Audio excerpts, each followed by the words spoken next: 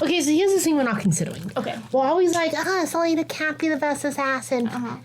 What if all the other assassins legitimately suck? Okay, and we're back for chapter 20 after a break for us. A much-needed break that helped. Chapter 20. Mort, Selena said, and the skull knocker opened an eye. It's terribly rude to wake someone when they're sleeping, he said drowsily. Would you have preferred it if I had knocked on your face? He glared at her. That's my job for existing. I need to know something. She held out the amulet. This necklace. Imdash, does it truly have power? Of course it does. But it's thousands of years old. But hasn't she felt it already having powers? Literally, she has. She's this dumb bit. So, Mort yawned. It's magic. Magic things rarely age, as normal objects do.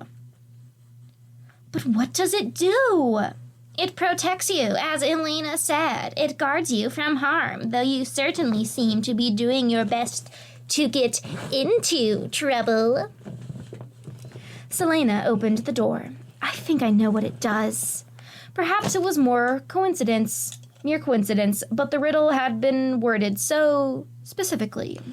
Perhaps Davis had been looking for the same thing Elena wanted her to find. That she's only thinking about, like, I know you have to have other things happen in the book, but it's so obvious, at least to me, how these were connected, and she's only getting into it now. Yeah. She spends so much time going, oh no, it can't possibly be that. And it's just like, oh my gosh, you're so stupid about this.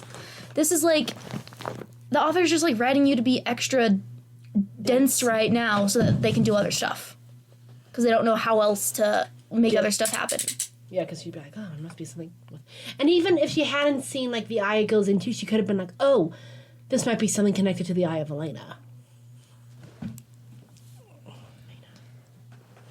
The source, what Elena wanted her to find, the source of the king's power. This could be the first step toward uncovering that. You're probably wrong, Mort said as she walked by. I'm just warning you. She didn't listen. She went right up to the hollow eye in the wall and stood on tiptoe to look through. The wall on the other side was still blank. Unfastening her necklace, Selena carefully lifted the amulet to the eye. Still blinked, but and not covered in moonlight? Imdash. It fit. Sort of.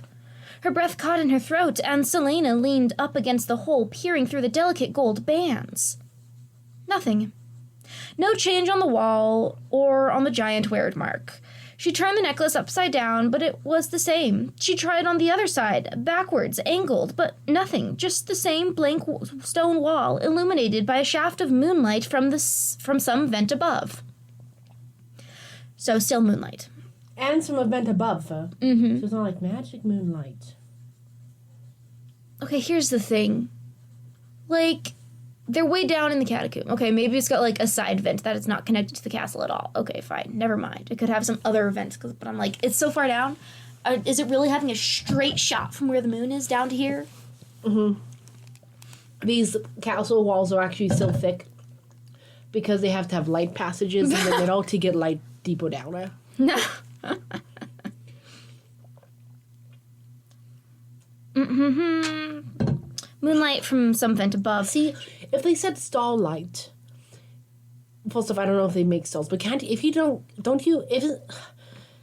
there like records of people like going into wells and they can see the stars once they get deep enough, even though it's still daytime? I don't know. That's what I've heard in like old books. Yeah. Anyways, either way, potentially stupid. It being a moon is still ridiculous. For the fact moon wouldn't be up. That it was supposed to be daytime. Yeah. At least the other time. Yeah, we don't know about what it is now, but... She pushed against the stone, feeling for any door, any movable panel. But it's the eye of Elena! It is only with the eye that one can see rightly! What other eye is there? You could rip out your own and see if it fits. Eye of Horus, Eye of Ra, there's lots of eyes as it turns out.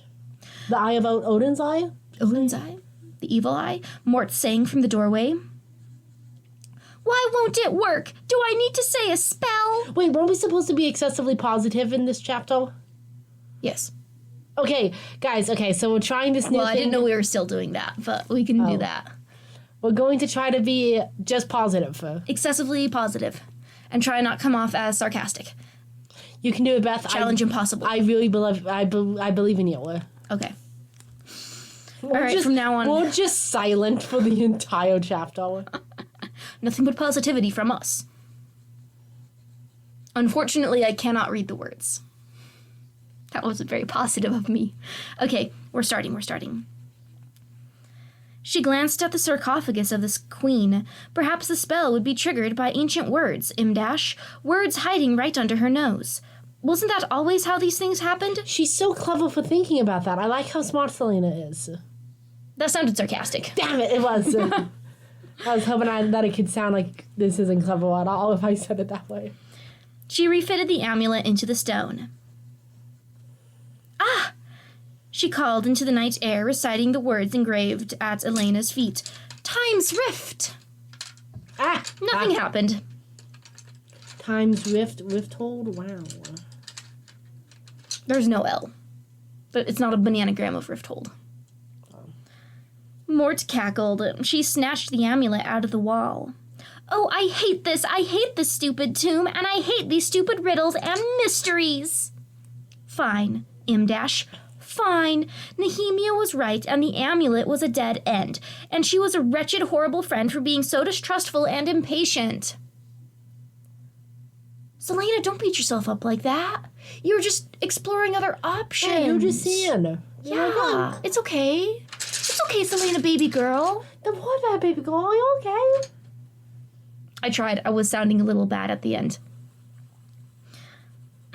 I told you it wouldn't work. Then what will work? The riddle does reference something in this tomb, behind the wall, doesn't it? Yes, it does, but you still haven't asked the proper question. I've asked you dozens of questions, and you won't give me any answers. Come back later. He started, but Selena had already stalked up the stairs. Selena stood on the barren edge of a ravine, a chill northern wind ruffling her hair. She had this dream before, always this setting, always this night of the year. Behind her sloped a rocky, wasted plain, and before her stretched a chasm so long it disappeared into the starlit horizon. Across the ravine, I thought you said it disappeared. It must be left to right. Was a lush dark wood wrestling with life. And on the grassy lip of the other side stood the white stag, watching her with ancient eyes. His massive antlers glowed in the moonlight, wreathing him in ivory glory, just as she remembered. From the other time she's had this Antlers dream. aren't ivory. They're not ivy either. The boom. It had been on a chilling night like this that she'd spotted him through the bars of her prison wagon on the way to Endovier, a glimmer of a world before it was burned to ash. They watched each other in silence. She took a half step closer to the edge, but paused as loose pebbles trickled free, tumbling into the ravine. There was no end to the darkness in that ravine, no end and no beginning either. It seemed to breathe, pulsing with whispers of faded memories, forgotten faces. Sometimes it felt as though the darkness stared back at her, and the face it wore was her own. Okay, can we give up with this positivity shtick? Yes. It just seems like Maas is trying to be like so poetic with how the darkness has forgotten faces and stuff. It just sounds lame. Like, what do you mean? She's trying too hard. She's trying too hard. Compared to, like, the rest of her writing. Lost your hand showing. Beneath the dark, she could have sworn she heard the rushing of a half-frozen river, swollen with melting ice of the off the staghorns. That must be like a mountain. Must be, but like the staghorns? People, it's the stag antlers. It's the bullhorns, which would still be a cool-sounding name. Best of the boy, you got the horn. A flash of white, the thud of hooves on soft earth, and Selena looked up from the ravine. You've said ravine 3 times in 2 paragraphs. Which, I mean, I guess if you don't want to call it anything else. The stag had come closer, his head now angled, as if inviting her to join him. Wait a second, the constellation is also the stag. The stag is the symbol of Talasena, which is the country she's from, which is where Aelin is supposed to be the queen of. So. And it's also the constellation on the floor, right by the eye. Mm-hmm. And Taliesin is like the only place that had a good court, and they're the only ones who can stand up to Otterlander. Oh, right.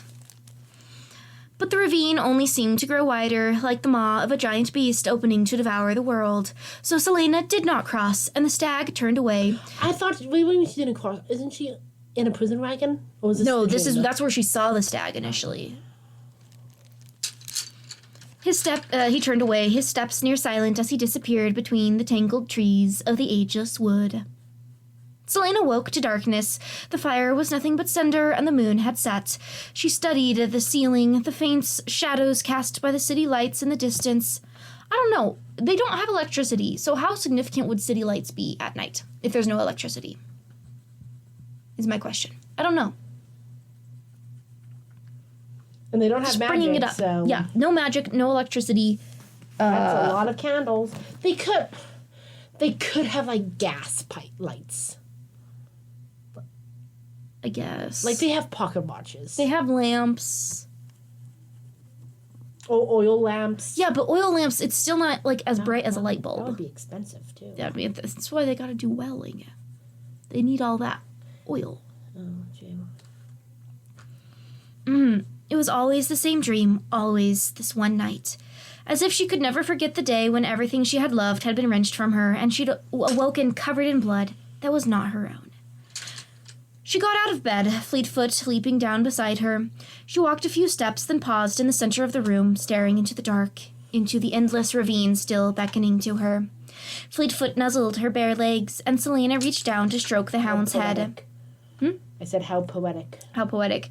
They remained there for a moment, gazing into the blackness without end. Selena left the castle long before dawn broke. When Selena didn't meet Chaol at the barracks door at dawn, he gave her 10 minutes before stalking up to her rooms. Just because she didn't feel like going out in the cold wasn't an excuse to be lax with her training. Not to mention, why is he still training the King's Champion? And all she's doing is going for a runner. Yeah. Not to mention, he was particularly interested in hearing the story about how she'd stolen an Astarian mare from the Lord of Zandria. He smiled at the thought, shaking his head. Only Selena would have the nerve to do something like that. She's apparently the greatest thief. I am reading fast today. We're a half page away from being done. Oh my goodness, maybe I think I will in the next chapter. I guess we could. I guess you do. She frowns at me when I guess you do want to write. Shriek. I don't know if I have writing in me now. It's been too long.